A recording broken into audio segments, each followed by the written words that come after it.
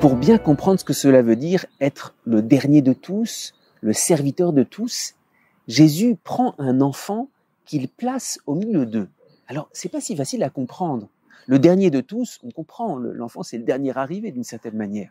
Mais le serviteur de tous, l'enfant c'est pas le meilleur des serviteurs. L'enfant peut pas rendre tous les services. D'ailleurs, l'enfant ne sait pas faire grand-chose. Alors c'est très étonnant que Jésus nous dise le dernier de tous, le serviteur de tous, et il prend un enfant. Pourtant, l'enfant a bien quelque chose à nous dire du côté du service. L'enfant c'est pas forcément le plus compétent, mais l'enfant c'est celui qui est prêt à rendre tous les services. L'enfant n'est pas humilié en rendant un service, même un service qui paraît vil. Pourquoi? Et même l'enfant le fait avec beaucoup de sérieux. Parce que pour l'enfant, servir, c'est apprendre. C'est pour ça qu'il le fait très sérieusement, parce qu'il veut entrer dans le monde des adultes. Le dernier de tous et le serviteur de tous, c'est pas seulement l'humilité ou l'humiliation.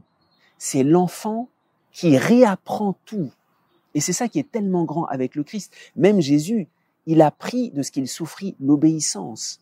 Et nous, c'est tellement important, on se prive d'apprendre certains aspects de notre personnalité parce qu'on méprise telle ou telle personne à fréquenter tel ou tel service. Saint Vincent de Paul disait cette très belle parole, les pauvres sont nos maîtres, c'est-à-dire à servir, mais aussi auprès de qui on apprend. Et c'est très impressionnant. Nous, on s'est fixé des maîtres.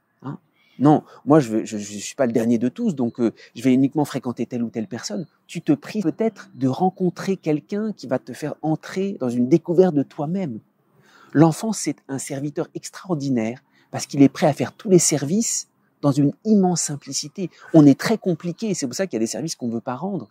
On se prive peut-être de découvrir l'enfant, le serviteur qui va réapprendre la simplicité de sa personne auprès de Dieu. Et par là, la grandeur de sa personne.